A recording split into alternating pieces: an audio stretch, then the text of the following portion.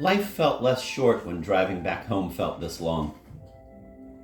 Somewhere ahead and above him in the terrible spitfire of the stars was Orion or Perseus or the Chicago Bears. Who knew? He could never pick out Orion or Perseus, or any of the constellations from the random clusters and throngs and doilies.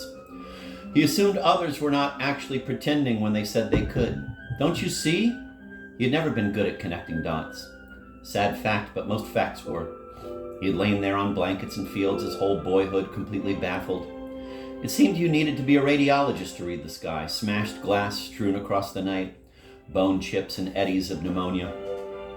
The mythic figures seemed like nonsense, somebody's desire to fill vast, sparkly, terrifying emptiness with ancient heroes assembled from the whimsical lines of an inscrutable woodcut. Was that an arm? Was that a buckle? The Dog Star. Was that even a thing?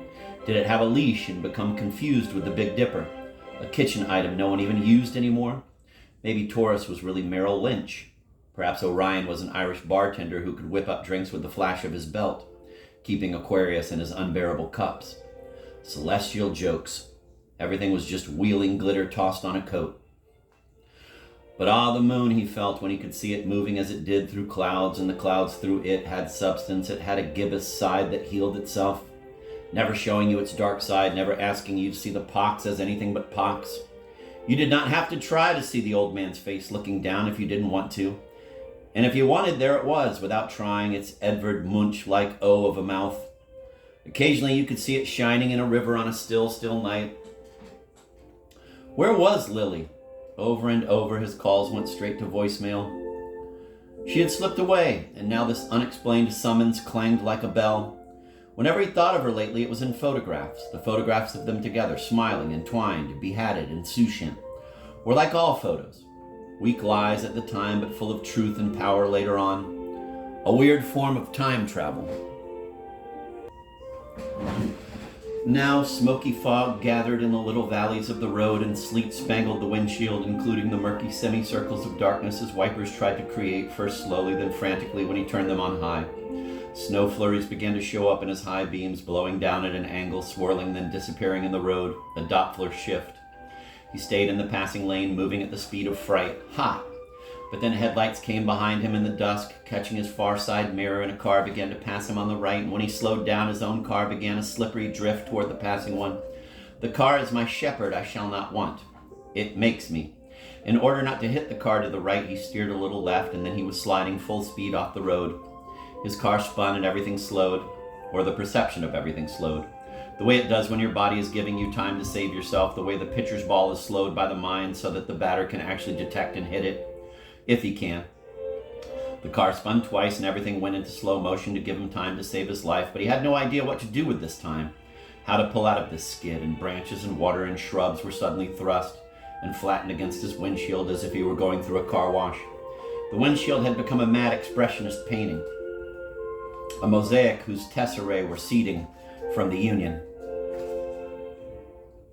A mosaic whose tesserae were seceding from the Union.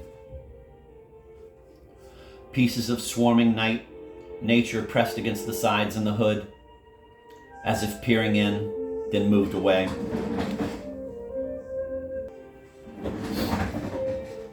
His car landed in a field facing back in the direction he'd come from. Wheels stopped dead in the wet snow and mud, and the engine cut dead. He suspected he was in Ohio. When not paying attention in life, he assumed you could end up in Ohio. The car had lost all life, but nothing seemed smashed. He seemed to have bumped his head against the door window, but no airbags had been triggered. He wiped his brow and felt a smudge of blood. He had been in a car accident only once before in his life, when his cop father had spun off the New York Thruway. Also in snow with the entire family inside. Everyone had broken one bone. Now he opened his driver's side door and got out. He could try to open the hood and look inside, but he knew he would have no idea what he was looking at.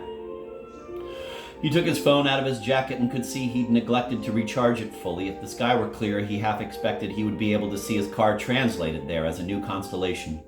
Off in the distance, across a vast rhombus of field, was a farmhouse with all its lights on, and he made his way toward it. Across a field that had already been harvested for something and was now in the process of both freezing and thawing. Tractor tires had made thick, hard ridges in the dirt, but elsewhere the soil was slippery and he had to watch his step. He knocked on the farmhouse door. A woman answered. "Yes," she said. She was wearing a red knit suit jacket with black knit pants. She did not open the door wide, but still Finn could see behind her a dozen or so people at desks staring at computer monitors.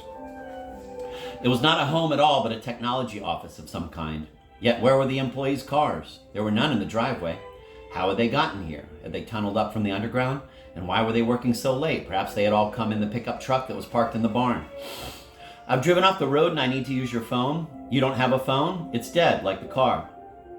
I'll phone the sheriff, she said, starting to close the door. My car's right over there, said Finn, pointing into the cold evening air. Yes, I see it. Go wait there. The sheriff will be there shortly. And here, use this Kleenex for your forehead. Her heartlessness reminded him of his own mother, who had been one of those stone-cold nurses the world is full of and probably needs.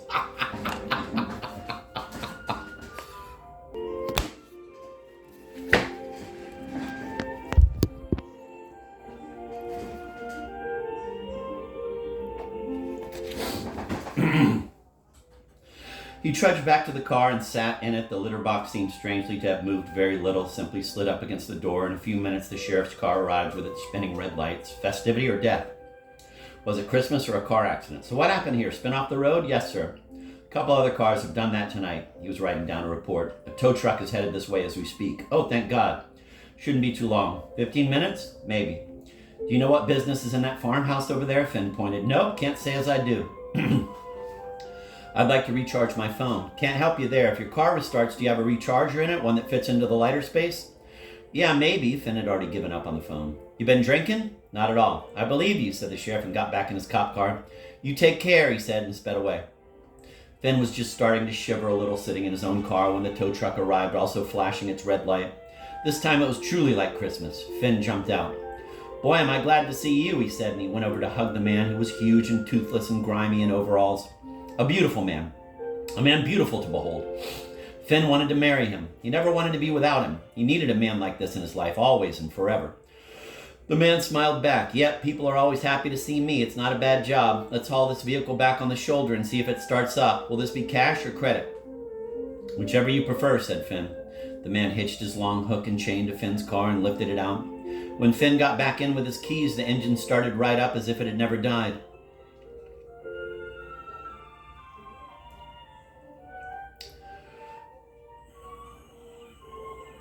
Several cars drove past. I'd let it run for a few minutes before getting back on the road. May I kiss you? The tow truck driver laughed. Sure, he said, but only on the cheek. Finn gave him a peck and the driver laughed again. Well, it's been quite a night, said the driver. Finn handed his visa to the tow truck driver, who slid it through a reader in his smartphone.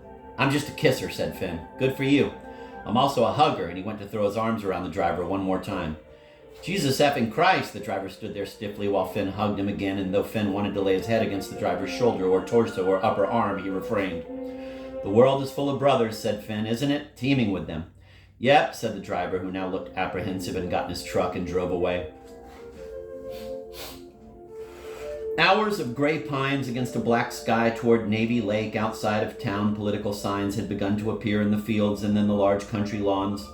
Once he crossed into town, the yards went silent in their opinions. What did that mean for HRC? He arrived many hours after midnight and thus too late for Lily's book group.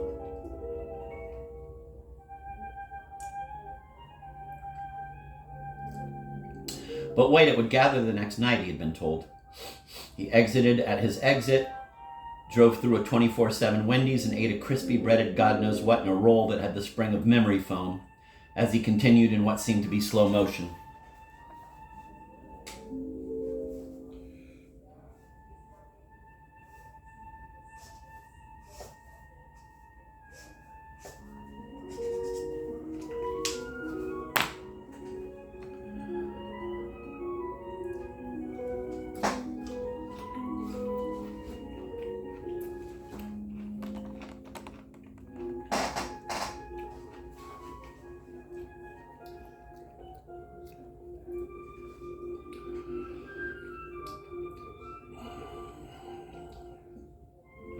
The once solid sky had become gauzy, thinning and whitening into something like dawn as he drove the short causeway across the lagoon part of the lake, the roads empty and the town quiet.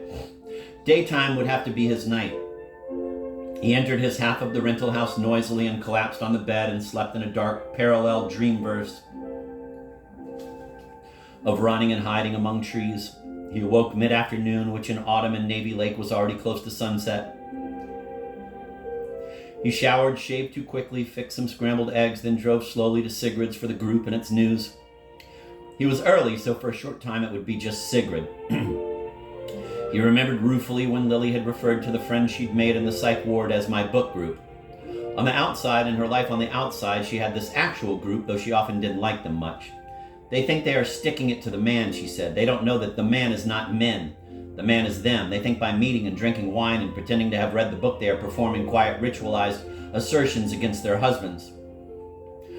When she tried to think more kindly about them, she said, they want the world to like them, to think they're both smart and nice. Why do they care? I have little interest in that sort of pseudo-salvation. I am there for the wine. Now he was meeting with them. Why had she continued with them if she didn't respect them? Lily had said she had never had the girls' locker room gene and thought it deprived her of feminine verbal projects. Also, when it was my turn to choose the book, my plan was to choose biographies of assassins so I could keep up with you, she told him once with glee. He knocked on the door and rang the bell both. One obeys one's doom. One can get into a clown suit, but one is still empty obeying. One can get into a clown suit, but one is still simply obeying.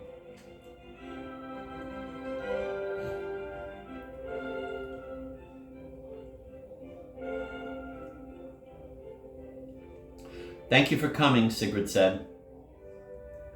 Closing the door behind him, he left his coat on. She hadn't offered to take it.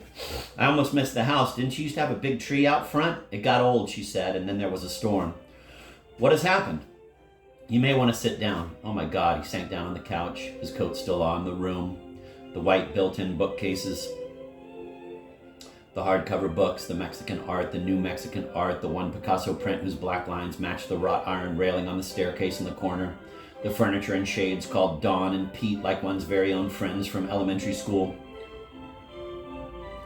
He had once thought such a jacked-up, bespoke, loving home would have cured everything, but he and Lily would only have brought their own difficult and undissected unhappiness into every room. The ladies of the club met here each Tuesday night. He preferred Frontline, and sometimes so had Lily. Who always said she wanted the Frontline voiceover guy to speak at her funeral. He now felt her hate and witchiness and emptiness, not his or even theirs, but that of the universe which had somehow gotten in and was swirling around. It shone around the absent ladies in whatever the opposite of a halo was, even though the ladies of the club had not yet arrived. In his head, the music of Frontline beat its Mission Impossible bass.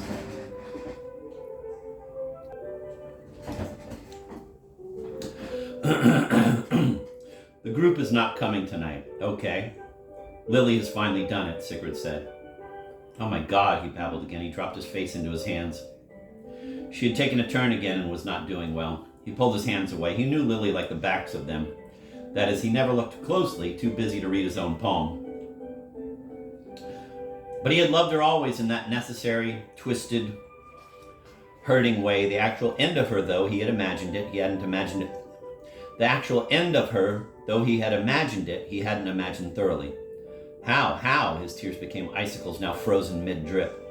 As I said, she was not doing well, but why wasn't she in a hospital? She was. Jack took her there, but once she was there, she refused to have visitors. But how did she get out? She didn't. The doctors wouldn't allow it. He didn't know why this had been turned into a guessing game. It caused him to stand, his coat still on. She jumped from the roof, he said. No. He pulled his coat tightly around him. She seduced the doctor in order to get his belt. He wasn't sure he actually said this aloud. Perhaps he did. For years he had cleared her closets when she accumulated too many belts, their buckles like the stark, hissing mouths of snakes. So how could she die? There was a long silence. He sat back down. How could she have died? They watch you like hawks in there, he said. They take away everything, any accessory to death. There aren't even curtains, not a shoelace or an earring or a hoodie string. Perhaps she hadn't died. She had staged it somehow to escape. He would find her. She would know that. She would know how to do that, and this was the signal that she was counting on him to find her. Sigrid cleared her throat. The shower. They don't allow you to have anything in the shower. Soap on a rope? I don't think so, and there's always a guard at the door. She wanted to die. Yes, the guard can only do so much. They often have their backs turned out of a small sense of privacy. What do you mean? Lily wanted very badly to die. How well he had understood this through the years. Very little on God's earth could entice her into wanting for long to stay on it. Even dressed as a clown as she cheered on others to embrace life with laughter. Her doctors were useless, Finn said. They should all have been set on fire in a public square. Statements such as this were why Finn had no friends who were doctors. Sigrid took a deep breath. She held her face up to the shower and filled her sinuses and lungs with water until she drowned. He did not say anything. Muteness seemed to have grabbed his throat until he could choke out only one word. Again? As when the World Trade Center was bombed for the second apocalyptic time. Again? He had said. She had tried this before, and perhaps at this exact hospital. Was this the same place where, when he had gone to visit her, she had sat shivering in a plastic gown with her doctor's initials written on her brow with a Sharpie? What was wrong with people? Could they never learn? The clown will always repeat and repeat. He sank down onto the sofa.